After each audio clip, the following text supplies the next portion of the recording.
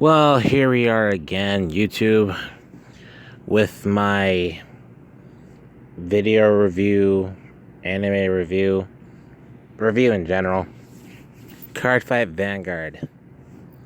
So right now in the last episode, we left off with Kamui and Goki getting it on their little card fight. Since Q4 and Team NWO are at a tie, we might as well finish off with a tiebreaker. And why not Kamui and Goki? So to get started, so it's pretty straightforward. 1-0 damage. So right now Goki's in a somewhat lead. It's Kamui's turn. Riding into high-powered Riser Custom. Try saying that 9 times fast. Using its skill to call Battle Riser. And I would say so far with the units that he deployed, he's starting off with a aggressive start. So he really wants to finish this fast. So right now he can get about 3 attacks in this round. What I do like is the strategy that he's actually using. He will attack with his rear guards first, because obviously he has Burst Riser in the front row. Then after that, using a Vanguard attack for the drive check, he will get a draw. And after that, he will use the skill of Burst Riser to make him restand, to go in for another attack. This will actually put Goki at 3, as you can see. Goki's turn. He rides in the Night Mist. For those who don't know, she gets an origin rare and it looks awesome. He's going to use Romario's skill. And how to go again? Romario's skill to check the top 3 and add one of them to your hand. That's how it goes. And right after that, he will deploy his own another Night Mist, Ruin Shade. Sorry, I think I got the name wrong before. Ruin Shade and Blue Blood, with its skill activating as well.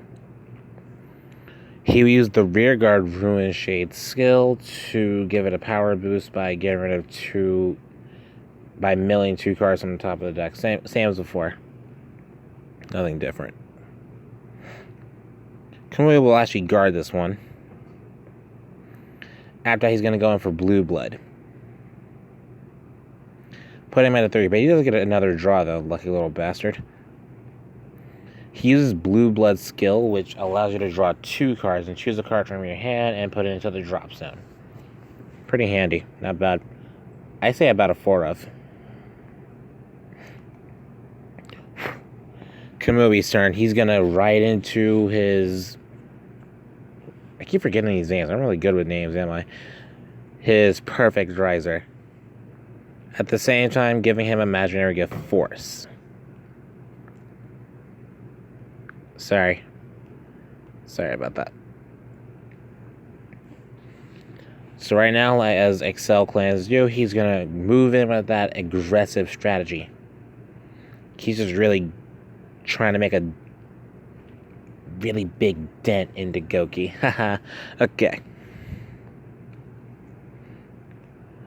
So right now with the Excel high-powered Riser Custom, it attacks, but Goki's gonna, I believe he intercepts and he guards from his hand.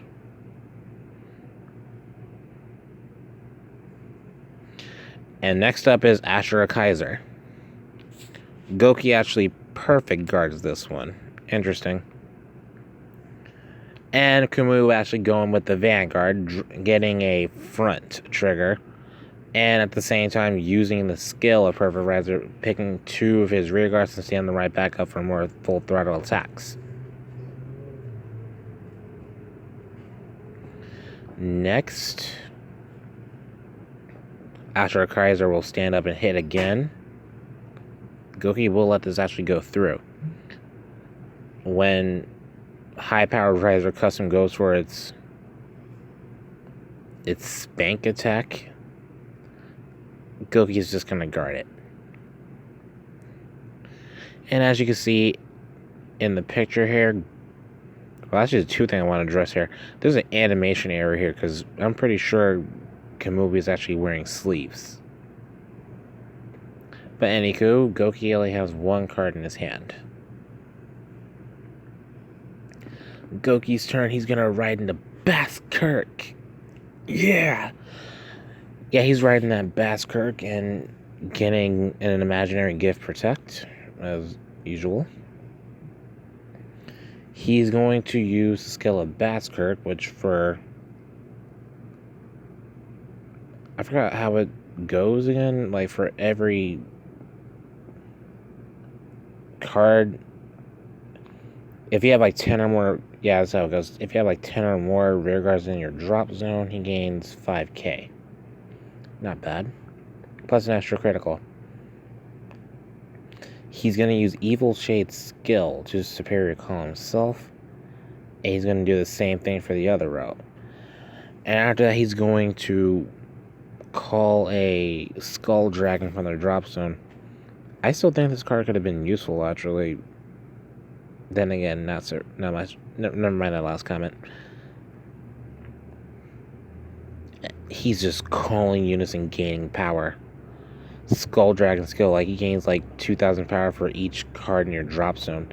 So the more cards you have in your drop zone, the better he gets. He's obviously going to be a staple. So, just to make things quick, he is just calling and making a board from his drop zone, making Basskirk even stronger than he was, because he actually called another Skull Dragon with Basskirk, and for each grade of the unit called, he gains 5k. This is his board. He only had one card in hand, and this is what he did. I love this episode already. He's going to swing him with Basskirk first and then actually get a heal. And give the 10,000 power bonus to one of his Skull Dragons as an attack jet. Kamui does say no guard. He actually does take 2 damage.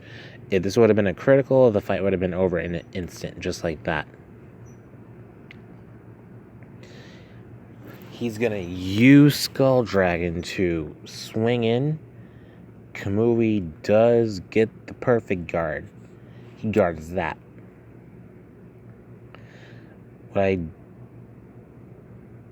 Again, he does attack with another Skull Dragon. But Kamui is going to use most of his hand to make a 35-point shield to guard it.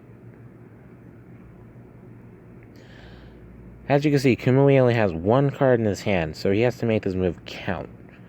What I'm really liking about it so far is the fact that Goki did so much.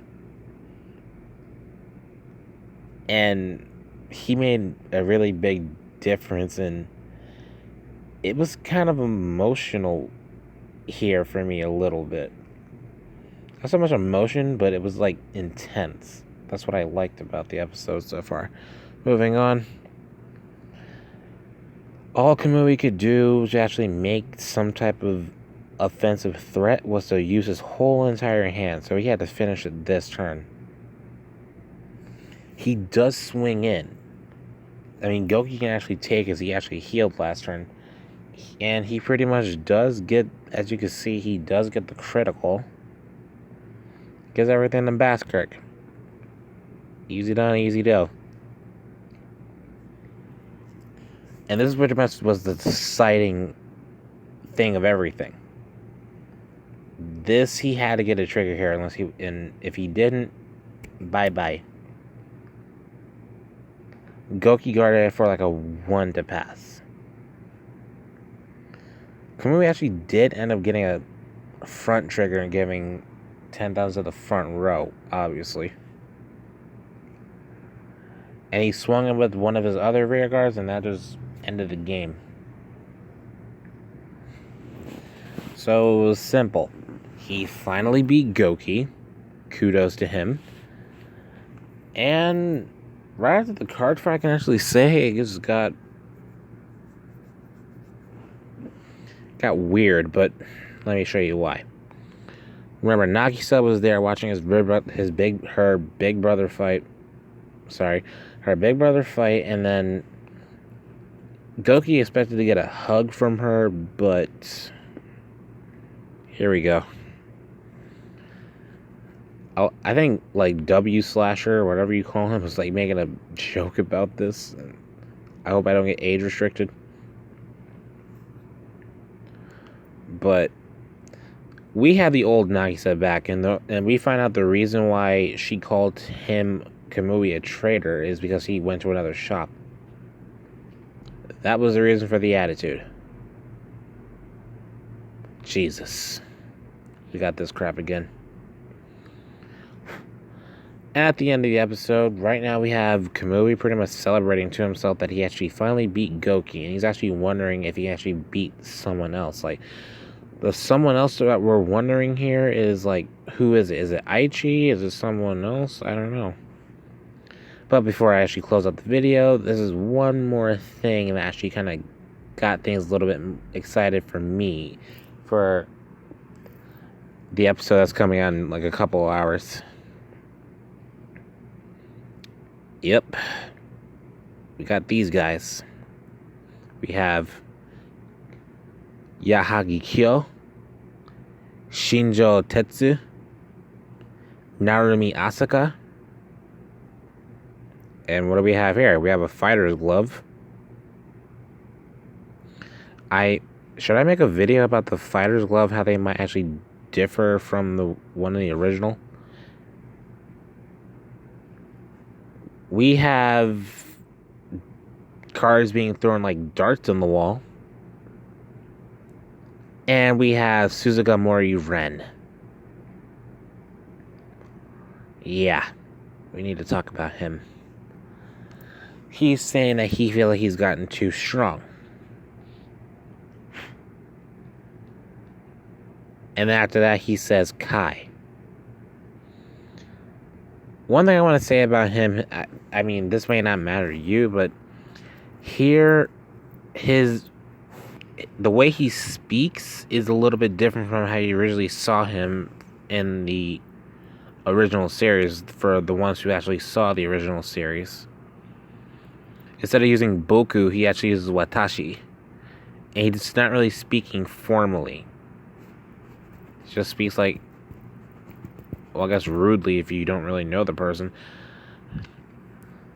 And his origin story is like, did he have an origin story back then? Yeah, he did. Yeah, he did. His origin story from the manga and from the original anime is actually differs quite a lot. You actually may get more adult themed things like, you know, the serious stuff that usually you wouldn't see in a kid's show or anything like that. But that's all I can say about him for now. We have Team Al4 Apex Limited. And to be honest, I didn't know that's what it actually stood for. It never really said it in the series that Al4 stood for Apex Limited. But either way, we got these guys. So they're going to be doing something in the next episode. It's going to be a lot different from how you saw him in the original anime. So I hope you guys liked my review. I'll see you guys later. Like, subscribe, share. I kind of need that. And see you guys later.